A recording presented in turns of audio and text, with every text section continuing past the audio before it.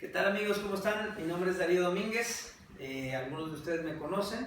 Este video lo dedico para todos mis amigos, mis clientes, empresarios, mis compañeros de trabajo. Y esta conferencia le quise poner por qué aplicar los principios de la Biblia en los negocios. Yo creo que en este caso mi mayor deseo es compartir la experiencia que mi esposa y yo hemos tenido, ya que podríamos decir que durante la primera etapa de nuestra vida nos fue sumamente mal. Hubo un año en el cual yo dije, caramba, nada más falta que me mea un perro, porque de plano choqué carros, hasta atropellé a un muchacho, digo, vaya, me iba muy mal. De ahí Dios empezó a restaurar mi vida y parte de esa restauración fue a través de la Biblia, donde constantemente la abría yo.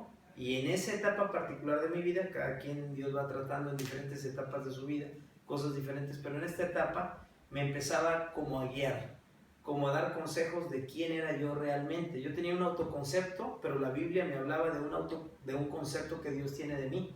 Entonces, muchas veces la Biblia te dice, tú eres creado a mi imagen. Yo en aquel entonces pues no creía eso, la verdad me costaba mucho trabajo creer pues todas las cosas positivas que la Biblia decía acerca de mí, dado los resultados que yo tenía en ese momento. Pero Dios, digámoslo así, me fue lavando el cerebro y empezó a sustituir esas ideas negativas por ideas positivas. Inmediatamente me empezó a gustar muchas cosas de mi trabajo, aunque yo empecé desde abajo, propiamente empecé a tener éxito en lo que iba yo emprendiendo. Entonces, para poner un contexto a esta plática, lo que te quiero decir es que a mí lo que me sirvió principalmente fueron los principios de la Biblia, las creencias, el mindset, por así decirlo, de lo que habla la Biblia, de quién soy, cuál es mi propósito, qué es lo que debo de hacer para tener éxito en la vida.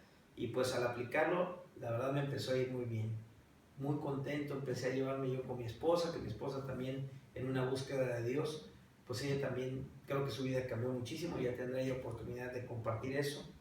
Pero ante este título de la plática yo empecé a buscar también qué onda con los demás cristianos. O sea, ¿será algo que me pasó nada más a mí o será una regla? Y entonces me metí y le di a buscar los cristianos más ricos del mundo, porque también sé que otros cristianos han tenido éxito gracias a la palabra. Te quiero compartir, aquí anoté unos nombres que vienen en ese reportaje, un reportaje que hicieron los de la revista Times, un reportaje muy serio, y mencionan a algunos de los cristianos, no te digo que todos, pero los que tienen un énfasis en aplicar la Biblia a cuestiones demasiado prácticas de los negocios. Stephen Scott es uno de los principales de American Telecast Corporation. Ese señor, además de tener sus empresas exitosas, creó 2 libros que llaman mucho la atención. Uno de ellos es Jesús, el hombre más sabio que ha existido. El segundo es Los secretos de los hombres más ricos del mundo, pero refiriéndose a todos aquellos cristianos que vienen en la Biblia, personajes que sistemáticamente encuentras en el libro de Génesis, Éxodo, Levítico. Toda la Biblia está plagada de casos de éxito. Obviamente también viene la gente que no tuvo éxito, pero digamos que puedes rescatar de ahí, entre unas 2 opciones, hacer las cosas de la gente que no tuvo éxito o hacerlo de la gente que sí tuvo éxito. Podemos mencionar muchos personajes. Antes de eso voy a mencionar algunos otros que menciona el reportaje del Times. Truett Cathy de Chick-fil-A, otra empresa, In-Out Burger. Mary Kay, que es de las que sí se me hicieron conocidas. Steve Green de Hobby Lobby. Otro que se me hizo conocido es el dueño de tiendas Forever 21. Otro David Parker, y otra empresa que se llama Tyson Foods. Honestamente yo no conozco estas empresas, pero digamos, cito el reportaje porque viene en el internet, lo puedes buscar fácilmente.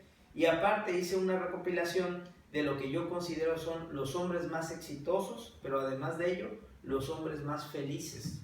Yo creo que esa parte hay que poner énfasis, porque a veces el éxito no siempre, como dice Proverbios, viene seguido de la felicidad.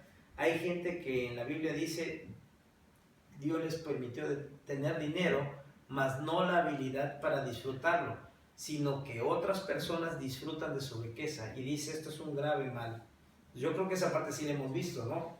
No queremos esa parte, queremos mejor que Dios nos bendiga con riqueza, pero que además nos dé la felicidad para disfrutarlo con nuestros seres queridos. Otro comentario importante, Para obtener la felicidad y el éxito, yo pienso que es muy importante el tener equilibrio. Tampoco te puedes sentir muy bien si no tienes suficiente dinero para tus necesidades y tu familia. Pero aunque tuvieras muchísima riqueza, tampoco te puedes sentir muy feliz si no tienes con quién disfrutarlo. En este caso, por ejemplo, Dios te invita a que lo hagas con tu amada esposa y menciona a aquella mujer que escogiste de tu juventud como si fuera algo permanente. Yo a mi esposa le digo que es mi novia eterna. Bueno, comentario. Hombres ricos de la Biblia, de los que recuerdo: Abraham, Isaac, Jacob, José. Muy interesante porque fue de las personas que pudo, además de tener riqueza y seguir los principios bíblicos, logró que sus principios transmitírselos de una manera eficaz a sus hijos, que es otra de las cosas que te pueden causar mucha infelicidad o mucha felicidad. Infelicidad si de repente tus hijos caen en las drogas, el alcohol, el suicidio, las malas compañías. De verdad eso que puede arruinar tu vida, o en su defecto te puede hacer el día feliz, el ver que tú pudiste enseñarle a tus hijos principios que les permiten desempeñarse a través de la vida, protegidos por Dios, prósperos, felices con sus parejas. ¿Qué tal eso? Yo creo que eso no tiene precio. Pues Abraham le pegó a ese tiro, porque las generaciones fueron así, sistemáticas, consecutivas. José, hijo de Jacob, Jacob, hijo de Isaac, Isaac, hijo de Abraham. De ahí tenemos a personas que después de José, que si ustedes recuerdan fue la persona que vendieron en Egipto, sus hermanos, después él llegó a ser un hombre muy próspero. De hecho fue uno de los gobernantes de Egipto. Pero vemos después cómo toda mala acción tiene también una consecuencia, y en este caso una consecuencia gravísima. Sus hermanos, que fueron las otras tribus, vendieron a su hermano José. ¿Qué pasa en la siguiente generación? Se paga la factura. ¿Y qué pasa? Los hijos de esos 2 hermanos, o de esos 11 hermanos, terminan siendo esclavos en Egipto. Y ahí sí viene una decadencia, una pobreza enorme. De ahí Dios dice, pues a estos egipcios se les pasó la mano del castigo que merecían, y entonces dice, te voy a sacar, pueblo mío, y te voy a sacar y liberar de la esclavitud, pero no te voy a traer nada más así. Vas a salir de Egipto con un montón de riquezas. Si tú me lo preguntas, en mi opinión fue todos los salarios que no les habían pagado, y salen con riquezas enormes. Y Dios los saca, como dice la Biblia, con mano poderosa. Ya eso es motivo de otra historia, pero créeme que salieron con un montón de dinero. Menciono también a Moisés, que fue el gobernante que Dios utilizó para sacarlos. Josué, que Dios le entregó la tierra prometida, donde dice Dios, esa tierra es tan buena que fluye la leche y la miel. Como una traducción de, es el paraíso. Y te la voy a dar a ti, porque la gente que ocupa esas tierras es gente que no solamente me desobedece, sino que daña a su prójimo de una manera muy perra. Y empieza a mencionar todas las costumbres de esos países, que dice que incluso habían llegado a tal degradación que hasta sus propios hijos los sacrificaban ante los ídolos para obtener una serie de beneficios que según las religiones paganas pues les daban, ¿no? Entonces Dios agarra y toma una decisión de gobierno, que es lo que constantemente hace Dios en la vida, y tenemos que estar alertas porque Dios es el que tiene el poder y la decisión sobre muchas cosas. Pues decide, esta tierra hermosa que yo proveí, se las voy a quitar porque estos cuates de plano están destruyendo todo, y voy a traer a mi pueblo que ya aprendió lo que es ser esclavo, ya aprendió lo que es sufrir y no tener dinero, etc. Y de ahí Dios agarra y dice, ¿sabes qué? Pero yo a ti te voy a enseñar unas leyes demasiado justas. Y obviamente todas ellas son leyes muy prácticas. Un ejemplo de ello es que la Biblia habla más del dinero que de cualquier otro concepto. Entonces, y ustedes saben que los judíos son excelentes en el manejo del dinero.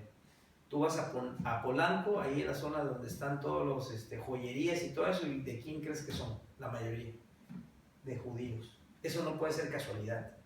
Te puedo mencionar también que hay un reportaje que hicieron unos cuates de las empresas Startup.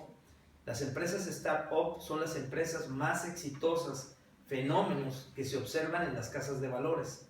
Empresas que de 1 a 2 años levantan de 0 a 100 con emprendimientos novedosos. ¿quién crees que lleva la delantera en esas famosas startups en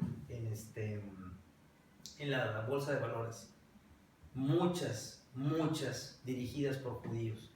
Esto obviamente no puede ser casualidad. Son años y años de una cultura empresarial, de una cultura de cómo manejar el dinero, de cómo administrar justicia, de una manera que te puedo decir que la neta, pues con razón Dios los prospera un montón, conocen esos principios.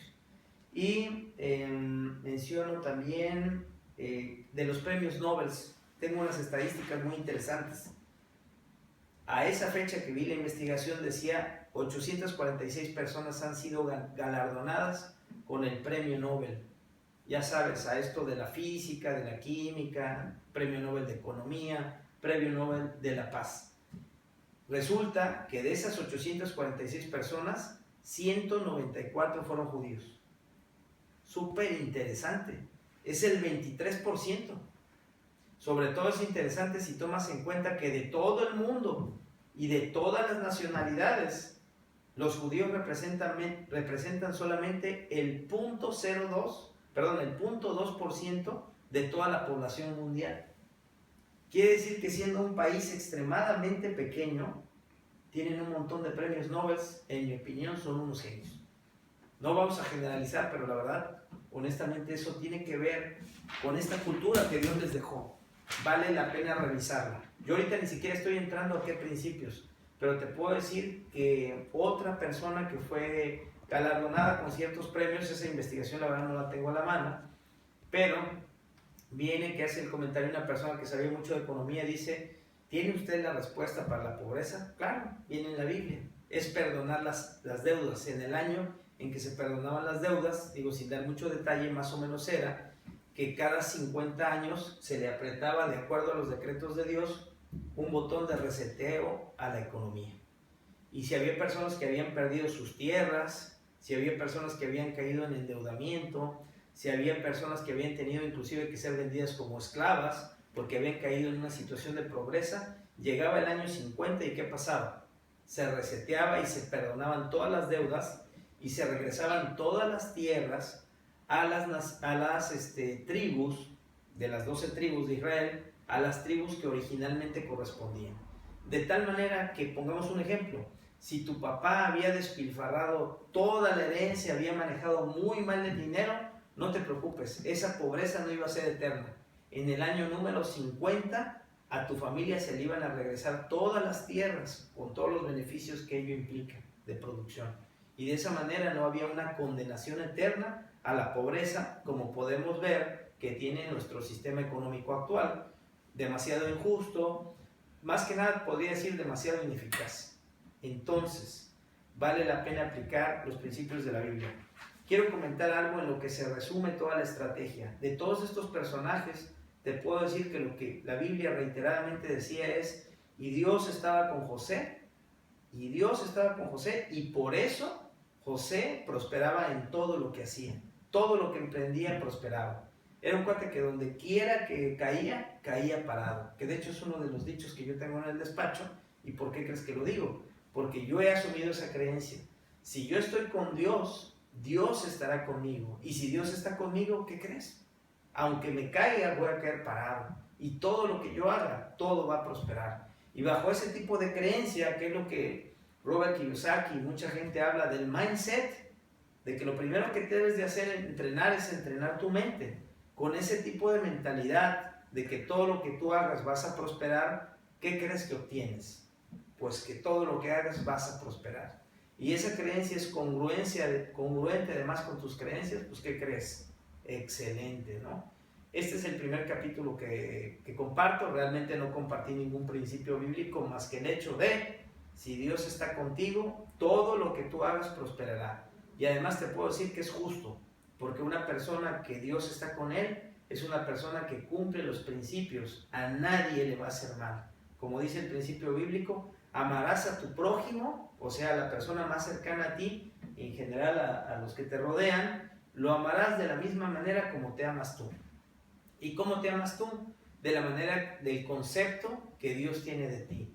¿Y qué dice Dios de ti? Como dijo Jesús, fue la primera persona que nos enseñó a llamar a Dios Padre. Y además un tipo de padre que nos ama, nos perdona, nos restaura, pero también nos disciplina, aguas. Pero la disciplina es para los hijos. Es como si te entrenara un entrenador de primera división. Entonces te invito a que leas la Biblia, te invito a compartir también conmigo otros principios de la Biblia en otras ocasiones, que te compartiré y verás que todos estos principios funcionan y son muy fuertes. Si los aplicas en tu empresa y en tu trabajo, me cae que vas a prosperar de una manera enorme. Dios te bendiga. Hasta luego.